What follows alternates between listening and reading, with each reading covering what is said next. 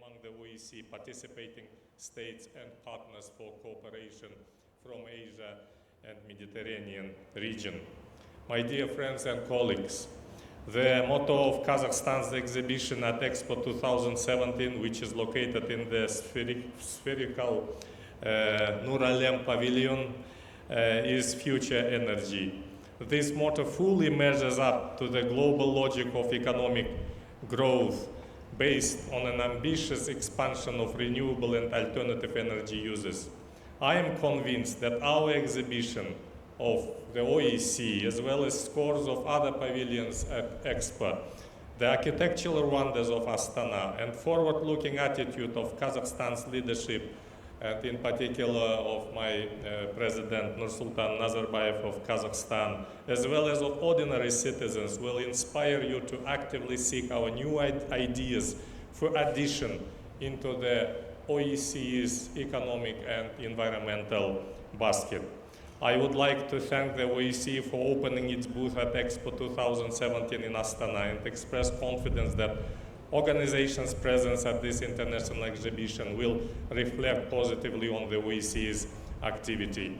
I can't, of course, to miss this opportunity to welcome once again Madam Mutanen, the President of the Parliamentary Assembly of the OSCE, as well as the Chair of the Economic and Environmental Activity of the OSCE, and of that second dimension, my dear friend Vuk Zhugic, for coming, for your presence here.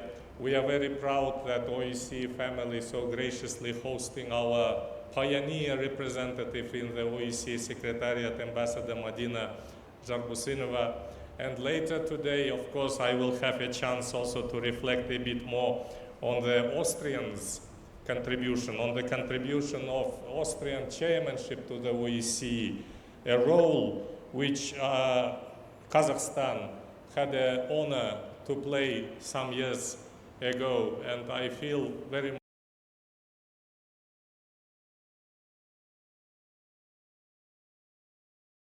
is also with us sharing his valuable experience, and I would like just to assure you that Kazakhstan is next to you, is in favor of you, and will be very constructive in promoting all these noble goals and objectives with OSCE Austrian chairmanship today pursuing. So I am not going to take up too much of your time, as I am ready to reflect on OSCE issues by hours and hours. Still, I have very warm memories from my above-mentioned previous capacities, but now I am limiting myself. And once more, I would like also to congratulate my dear compatriots, the citizens of this country and the Kazakh people, with this very important moment that OSCE coming back after the OSCE summit in 2010.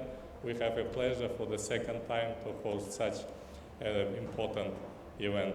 I thank you, I congratulate you, and I wish you best of success during the Expo. Thank you very much.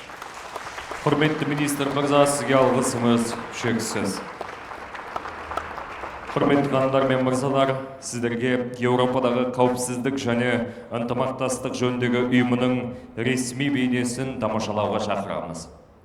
Dear ladies and gentlemen, we are very pleased to introduce you an official video of Organization for Security and Cooperation in Europe, which is an inter-parliamentary organization uniting 57 countries of Europe, Asia, and North America.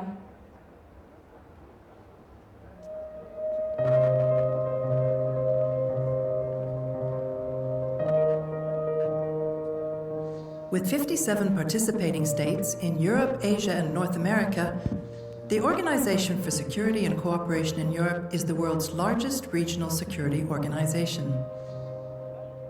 The OSCE is an inclusive forum for dialogue on security issues and a platform for joint action to improve the lives of individuals and communities throughout the OSCE area.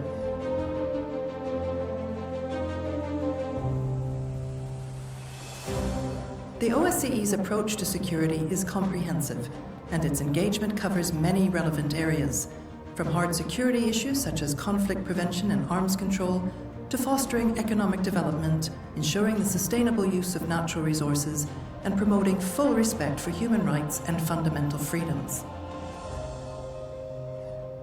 The OSCE traces its origins to the Conference on Security and Cooperation in Europe, which led to the signing of the Helsinki Final Act in 1975, a groundbreaking agreement that established 10 fundamental principles for governing relations between states, focusing on cooperation and the peaceful settlement of disputes.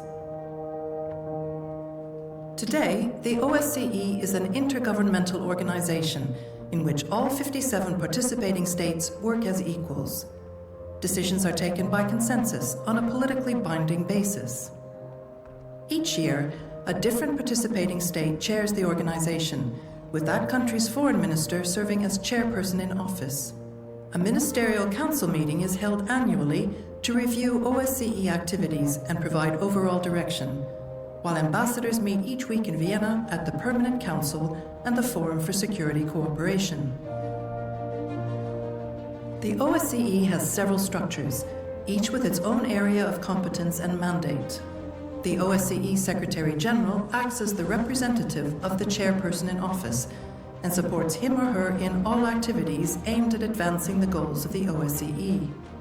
The Secretary General is also the organization's chief administrative officer and heads the Secretariat based in Vienna, which directly supports the chairmanship.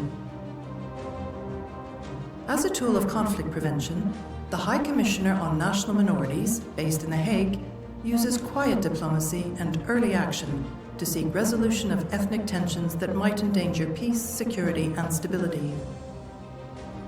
The representative on freedom of the media, based in Vienna, provides early warning on violations of freedom of expression and media freedom, and promotes full compliance with OSCE media freedom commitments. The Office for Democratic Institutions and Human Rights, based in Warsaw, promotes respect for human rights, fundamental freedoms, and the rule of law, strengthens democratic institutions, and promotes tolerance and non-discrimination, and acts as the OSCE contact point on Roma and Sinti issues. The Parliamentary Assembly brings together more than 300 lawmakers from the parliaments of OSCE participating states to promote interparliamentary dialogue and cooperation. Most of the OSCE's staff and resources are deployed in field operations that support their host countries in the implementation of their OSCE commitments, or, like the Special Monitoring Mission to Ukraine, are engaged in crisis management or conflict prevention activities. The OSCE helps to bridge differences and build trust. At no time in recent history has this mission been more vital for European security than it is today. In times of growing division within Europe and increasingly complex transnational and global threats and challenges, the OSCE remains a key regional platform for inclusive dialogue and joint action.